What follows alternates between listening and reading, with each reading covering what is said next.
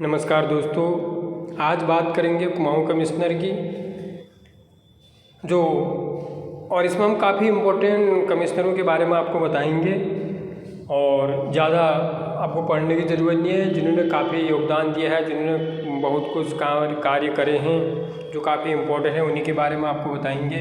इसमें प्रथम है ई गार्डनर। ये 1815 में कुमाऊँ कमिश्नर बने। ये कुमाऊँ के प्रथम कमिश्नर हैं और ये 6 से 9 महीने तक ये कमिश्नर रहे।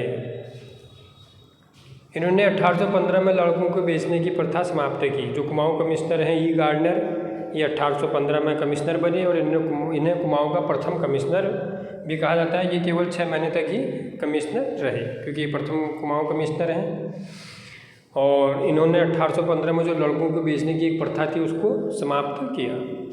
फिर हैं GW ट्रेल। ये 1816 से 1830 तक कमिश्नर रहते हैं।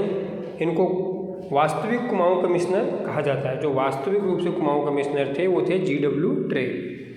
1816 में कुमाऊँ को फर्रुखाबाद के बोर्ड ऑफ कमिश्नरी के अधीन रखा गया। जो 1816 में कुमाऊँ को फर्रुखाबाद के बोर्ड ऑफ कमिश्नरी के अधीन रखा गया और इन्होंने बेगारों को कम करने के लिए खच्चरों की सेना बनाई। जो GW ट्रेल हैं कमिश्नर, इन्होंने बेगारों को कम करने के लिए, जो बेगार प्रथा थी उसमें बेगारों को कम करने के लिए इन्होंने एक खच्चरों की सेना बनाई। इन्हीं के समय 1817 में एक कुप्रथा का अंत किया गया। जो GW ट्रेल हैं उनके समय में कुप्रथा थी, वो कुप्रथा को इन्होंने समाप्त किया। कुप्रथा थी पति अपने पत्नी तथा उसके प्रेमी की हत्या कर सकता था तथा उसे दंड नहीं मिलता था। जो कुप्रथा थी वो थी पति अपने पत्नी तथा उसके प्रेमी की हत्या कर सकता था तथा उसे दंड भी नहीं दिया जाता था। 1820 में ट्रेल ने कोर्ट स्टैम्प जारी किया। 1820 में जो GW ट्रेल हैं उन्होंने कोर्ट स्टैम्प जारी किया और 1824 में तराई मुरादाबाद ज़िले में बदल गई। 1824 में इन्हें तराई को क्या कर दिया, मुरादाबाद ज़िले में बदल दिया।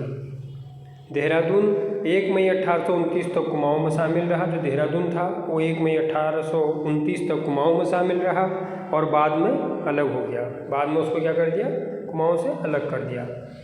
1827 में देसी सिपाहियों पर मुकदमा चलाने का अधिकार मजिस्ट्रेट को मिला। जो GW ट्रेल थे उन्होंने 1827 में देसी सिपाहियों पर मुकदमा चलाने का अधिकार किसको दिया, मजिस्ट्रेट को। फिर 1828 में जन्म मृत्यु तथा विवाह को रजिस्टर में दर्ज करने की प्रथा चली। ये काफ़ी इंपॉर्टेंट है। जन्म मृत्यु तथा विवाह को रजिस्टर में दर्ज करने की प्रथा कब चली, 1828 में। और कमिश्नर कौन है, GW ट्रेल। 1831 में कुमाऊँ इलाहाबाद के निजामत अदालत के अंतर्गत आया। जो 1831 में कुमाऊँ जो था वो इलाहाबाद के निजामत अदालत के अंतर्गत आ गया और बोर्ड और रेवेन्यू के अधीन किया गया। ट्रेल ने कुमाऊँ को 26 परगनों में विभक्त किया। जो ट्रेल है GW ट्रेल, उन्होंने क्या करा, कुमाऊँ को 26 परगनों में विभक्त किया। ट्रेल ने 1819 में 9 पटवारियों के पद सृजित किए। जो GW ट्रेल है उन्होंने 1819 में क्या करे, 9 पटवारियों के पदों का सृजन किया। ट्रेल के कार्यकाल में अल्मोड़ा में 1816 तथा पौड़ी में 1821 में जेलों की स्थापना हुई। जो अल्मोड़ा और पौड़ी में जेलों की स्थापना हुई कब हुई, 1816 में अल्मोड़ा में और 1821 में पौड़ी में। काफ़ी इम्पोर्टेंट है इसमें।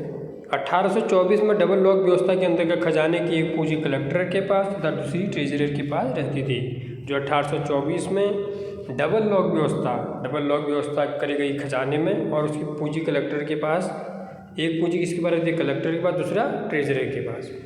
ट्रेल ने 1823 में सर्वप्रथम देसी चिकित्सकों की नियुक्ति की थी। वो काफ़ी इंपॉर्टेंट, देसी चिकित्सकों की नियुक्ति सर्वप्रथम किसने करी, GW ट्रेल, और 1823 में।